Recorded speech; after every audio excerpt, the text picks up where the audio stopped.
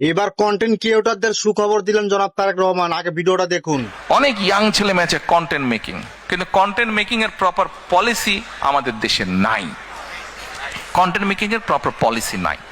এখন আমরা যদি সেই পলিসিগুলো কি কি হবে, আমরা যারা করে তাদের সাথে কথা বলছি, তারা ওই স্ট্রাকচারটা তৈরি করছে।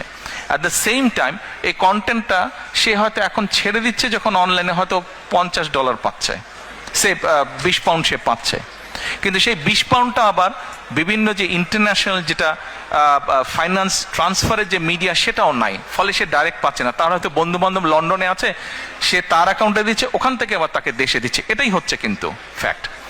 এখন আমরা যে গেটওয়ে আছে, বিভিন্ন ইন্টারন্যাশনাল মনিটারি গেটওয়ে আছে, এদের সাথে আমরা কথা বলছি যে ভাই আমাদেরকে এই ব্যবস্থাটার সময় অ্যাডভান্টেজ দেওয়া। ফলে হচ্ছে কি, যে কন্টেন্ট মেক করছে, যেই ছেলে মেয়েগুলা কন্টেন্ট মেক করছে, তারা কন্টেন্ট মেক করলে তাদের পেমেন্টটা যেমন ডাইরেক্টলি পাচ্ছে, পলিসি যখন স্টেট গভর্নমেন্ট যখন পলিসি তৈরি করবে, তখন হবে কি তার ইনকামটা বেড়ে যাবে।